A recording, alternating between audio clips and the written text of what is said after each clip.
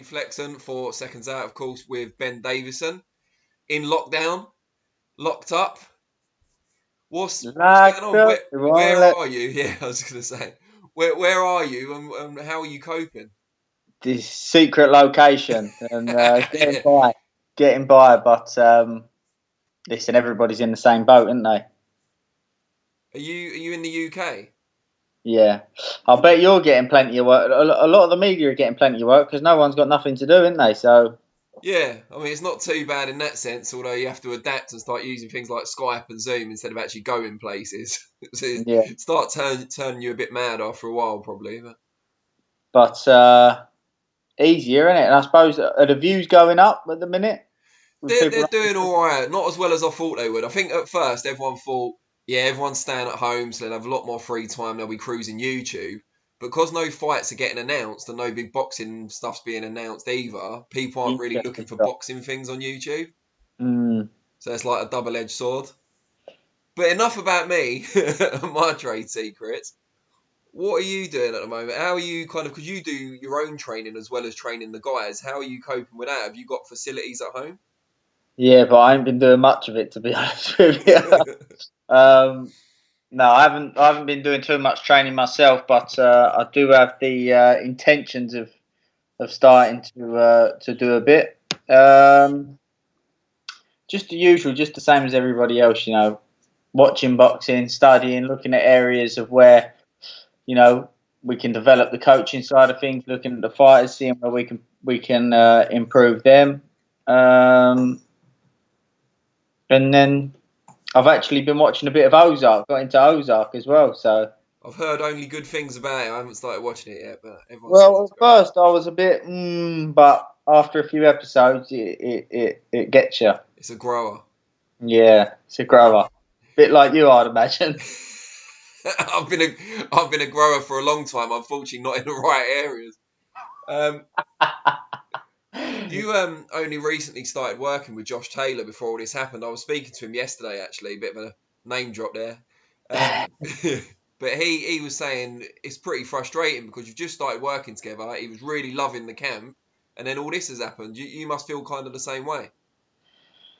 Yeah, it is frustrating because, look, I've said a few times, as good as and as much as Josh has achieved, I just believe that there's a few areas of his game that if we can if we can improve those areas, it will add another 20, 30, 40% to him, and at the minute I can't see the ceiling to his potential. So, um, it's frustrating for me, especially because, like I say, while I'm watching something or I'm looking back at training videos or I'm looking back at spars or I'm looking back at fights of his and I'm thinking, if something bugs me, it literally gets me. I wake up in the middle of the night and I'm thinking about it. And to not be able to work on those things is frustrating. But like I say, everybody's in the same boat, and there's more important things going on in the world at the minute, unfortunately. Yeah, the thing with Josh, and you kind of alluded to this just now, is you worked with Billy Joe from very early in his career. Tyson Fury turned to you when he was at his lowest ebb. But this is someone who's apparently the very top of their game, although obviously you feel there's another 30-40% there, but he's already won already unified world titles as well. It must be Mm. a different challenge for you to try and find those fine margins for someone who's already so highly regarded. Yeah, it is. Of course, it is. But Josh is a keen learner, and he's not. He's very coachable. And the important thing is when you're working with someone, if you can explain why, this needs working on. This is why. Here's an example of what happens when you do it this way, and here's an example of what happens when you do it that way. Most people are pretty coachable when you can explain it to them like that because there's proof. Um, Josh is a very confident in his own ability, but he's still very coachable. So it's enjoyable, and it makes life a lot easier. Of course, look at what he's achieved, but I do certainly believe that there's still plenty more to come from Josh, and I think he feels the same. Now, you also work with Billy Joe Saunders. Before we talk about him, I talked to Josh about this yesterday and he was a bit vague. What happened on the plane? Or off the Basically, plane? what did Josh say? No, you tell me, and then we'll compare notes. Right, basically, one of the lads that was on the camp with us, Tom, did actually say something to Billy Joe about something along the lines of not feeling great. I don't know exactly what was said, but he said something along the lines of Yeah, not feeling great. I know, Tom. So while we was at the airport, just about to board the plane, Billy Joe phoned the airline up, obviously in support of Tom, making sure that he and everybody else was okay on the plane, to say that he's not been feeling great, and obviously with flights being cancelled left, right, and centre, we was waiting in the airport for about 7 hours. So just as we were about to board, I'm thinking, "Where's Tom?" So I've gone to look for Tom, and Tom's been sectioned and held off on one side of the airport. So I went over and obviously asked what was going on, and when they explained it, I just started laughing because we'd been waiting for 7 hours. It was like right before we was about to get on the plane, so I started laughing, and the man who was working for the airline, he didn't seem to have the same sort of outlook on it, and basically told me and Josh to get away and get on the plane. But we got on the plane, but I just kept laughing because I found it funny. We'd been waiting for 7 hours, and then this has happened, and Tom wasn't going to be able to get on the flight. They didn't like that we was laughing, so we got pulled off the plane, and they just rebooked us for the next day. But Billy Joe was just looking out for Tom and everybody else on the plane. How is Tom now? Tom's all right. We made it back. We just went back to the house, stayed at the house overnight, and then come back. So. And was it just a sniffle in the end? Just a sniffle in the end. He was all right. No full body search or anything. No. Jesus. Talking of Billy Joe, before all this happened, how close was the Canelo fight to being formally announced? Yeah, listen. Obviously, we was over there preparing for it to be Canelo.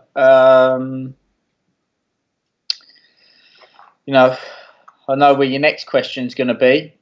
Do I think that that's going to happen next? Still, I don't know. I that's not my job.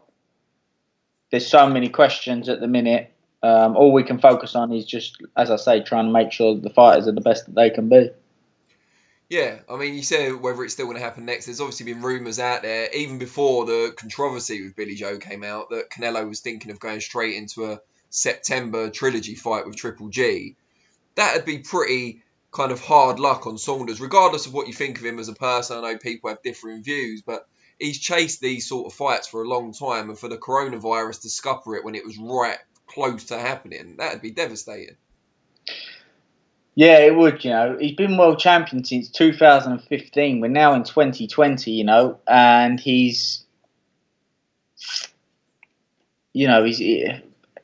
the other champions at that time were in the same weight categories with Danny Jacobs, Golovkin, and Canelo. They've all fought each other, rematches, whatnot, and Billy Joe's been the only one that's sort of been left out. I understand,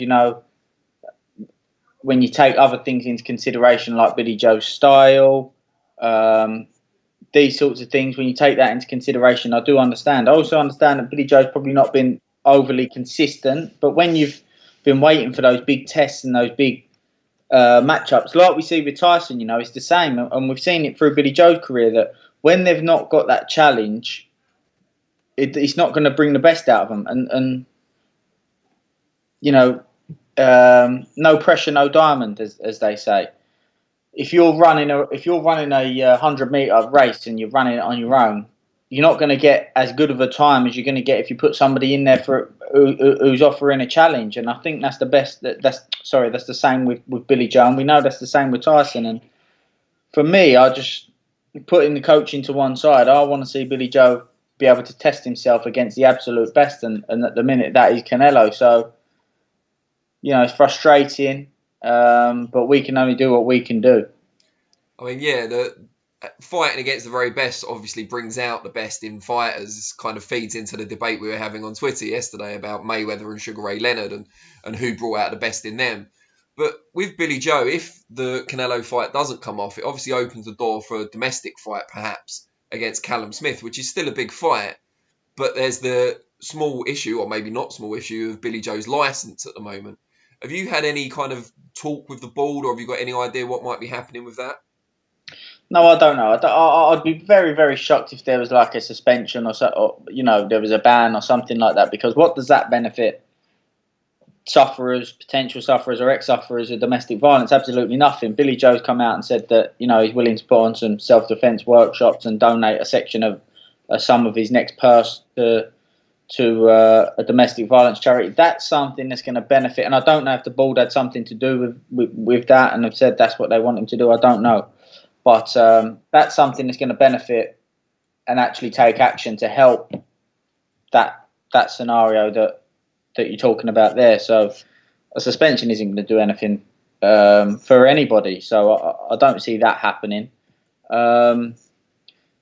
But again, you know, it's a guessing game. Is Canelo and Golovkin going to happen straight away? What will happen with the IBF with Golovkin? What weight will it be at? There's so many question marks, you know. So we just got to sort of sit tight at the minute. Unfortunately, listen, it's very, very. I know everybody would want to know, and I want to know more than anybody. So yeah, it's definitely frustrating. And just while we're on the subject of Billy Joe and the board's actions and stuff, when you first heard about the news or saw the video, whichever one came first, what was your initial reaction? Were you just like, oh, for God's sake, you know? Yeah, it's just a bit basically hand on face sort of thing, you know? Yeah, it's one of them, innit? Unfortunately, listen, he put it on, took it off pretty quickly, but you know what social media is like this day and age. People get hold of a video and it can spread like wildfire, and unfortunately that's what happened. He means well, though, doesn't he? He just doesn't seem to have that filter or that self-awareness. Do you know what? Picture. Billy Joe's not the type of guy that's going to do a good deed and put the camera on it to say, look what I just did, you know? But he's done so much and so many good things that people don't know about. So people don't actually see a certain side to him. People sort of see it similar to what Tyson was like, where they see his sort of WWE character, so to speak. And for me, it's frustrating because I want everybody to see what people close to him see. And unfortunately, it's not always the case. But what can you do? You know, it's one of them situations. You mentioned Tyson there, of course. He actually got mentioned on Monday Night Raw on Monday night, actually, funnily enough, talking about his WWE spell. But you, so Tyson, obviously, you guys are still really good friends. But in the news this week has been far more his dad than him. Yeah. He's someone that's not always been your biggest fan, it's fair to say. What do you make of all this kind of challenging bodybuilders to fights? I don't know. The situation with John was I think John thought that I was sort of wanted Tyson to take that Wilder fight at that time, which wasn't the case. I publicly said that, you know, it was too soon. Not too soon that Tyson wasn't able to win, but it was too soon where it closed the percentage gap up. Yeah. Of the chances of the fight, of Tyson's chances. So that was sort of where the thing with John sort of come about. Before that, me and John got on very, very well. With the fight thing, I don't know too much about it. If he's raising money for the NHS and those sorts of things, then I suppose it's all done for a good cause, isn't it? You can't put a negative light on them doing something positive for the NHS while they're going through a situation like this. So fair play to him if that's the case. You must have seen him like moving around a little bit. Has the old man still got it? Yeah, listen, I remember him and Shane wrestling together, and Shane's a big lump, and Shane's huge, yeah. Strong man, a big lump, and John could give as much as John was holding his own. So listen, he's still got plenty in the tank, John, that's for sure. Are you kind of content at the moment with having a relatively small stable, or is it something where you'd like to bring more people on board, or is it do you just wait and see if people are interested in you? Depends at the minute. It'd be hard to take on another high-profile fighter, if I'm being honest. You know, to do a 100% job on fighters at that level, world championship level, and to really put everything into it takes up a hell of a lot of time.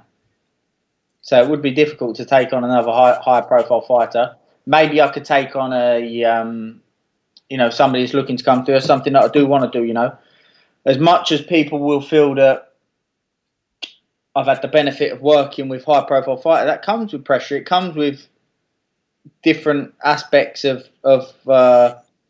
of training someone, and you know, it is a challenge that I'd like to take someone on from an early part in their career to take them through. So that's something that I look forward to doing. So if there's an opportunity to do that, I would love to do that.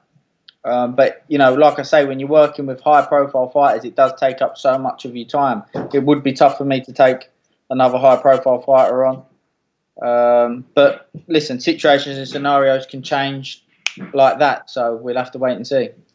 And now the situation no longer exists. You can probably tell us, what was the plan for May the 2nd with Josh fighting in Scotland and Billy Joe fighting in the US? Obviously, I was going to be with Billy Joe. It's the fight of his career. I've worked with Billy Joe for years, as you said. And Josh was going to have his long-time coach, who's worked with him a long time, Terry McCormack, and Jimmy Tibbs was looking to be there as well. So Josh was going to be in good hands himself. But, you know, that was a very stressful situation for me as well. I definitely wasn't happy with it. Not that obviously I didn't put trust in other people, but when you're working with someone, you want to be there, you want to do a proper job. So, you know, it worked out well. To a certain degree, obviously the situation is not good, the coronavirus, but you know, to be able to do 100% job with Josh is what I want to do, and anything less I won't be satisfied with myself. Brilliant. Oh, one more thing before you go. You put up that post on Twitter, I think a couple of weeks ago now, talking about what makes a great performance from a boxer. What inspired you to start asking those questions? So, right, this could be a long answer. That's all right. So we got time. Everyone's got time. What makes a good performance is, how can I put this in a simple? So okay, we're talking about the art of boxing, hitting and not getting hit. Okay. Yeah. If you was to put a fighter A and fighter B in front of each other, each goal is to hit the other and not get hit first. What's the first thing they're going to do? They're not just going to go throw a punch and take a chance, 50-50. I might land it, I might not. I might get hit back, I might not. They're going to take a look at each other. What do they do to take a look at each other? How do they set the shots up? Those are the things that make a good performance. So without going into too much detail, basically it's the stuff besides the punching, what goes on before and after the punches. Those are the things that make a good performance, because there's thousands of fighters out there that can throw every punch in the book, no? Yeah. Would you agree? Yeah, 100%. But what goes on before and after the punches is usually the difference between an okay fighter and a great fighter. How they set those shots up, how they stay a step ahead of their opponent. Those are the things that make a great performance. I'm going over this in layman terms and not in great detail, because obviously I'm not going to give away my sort of philosophy. Yeah. But that's sort of what I was alluding to. And when it was funny, because people were coming back with naming fights as if specific performances. Yeah. This is no. That's what is a good performance, but what makes a good fed into it. Yeah. Yeah. What I'm not talking about. Obviously, for you to be able to perform at your peak, there has to be a correct training camp, conditioning, those sorts of things. But I'm talking about what will be the difference between you teaching somebody, this is a jab, this is a cross, this is a hook, this is an uppercut, putting somebody like that in a ring, and somebody of a world-class level into the ring. What would be the difference in what they do before and after the punches would be significant, and that's a huge part in boxing, which very rarely is coached. It's very rarely coached, and people talk about non-punching activity. You can see that in the fighters you work with, though, especially obviously Tyson and Billy Joe, where they've got that experience. But Josh as well, who was a long-time amateur at a higher level, they're thinking fighters, and they've got that ability to read the opponent and adapt on the night. Yeah, and certain things, even the way you posture yourself, the way you shape up, certain things that you do, certain positions, certain looks that you give can dictate what the opponent will throw. Do you know what I mean? Yeah. So like certain tells and stuff, and you can provoke with your own feints and stuff like that. You can provoke what they're going to throw and then counter. Exactly. So, for example, I'm going to go back to Mayweather just because this is an easy one. But so we're talking, we're talking We're going to about. find a Leonard example in a minute. Say we're talking about when he does the pull counter. Yeah. He'll put his weight over his front foot, give you the distance. He's dictating you to throw that shot. He's made you make a decision. Put the ball in your court, so to speak. You make that commitment, he makes you pay for it. Canelo's very good at it in the adjustments that he's made. I'm not going to go into it too much. You're going to get me carried away there, but well, also you might be fighting Canelo soon, so well, not you personally, exactly, but you get what I mean. I'm going to leave it there, but you understand what I mean, right?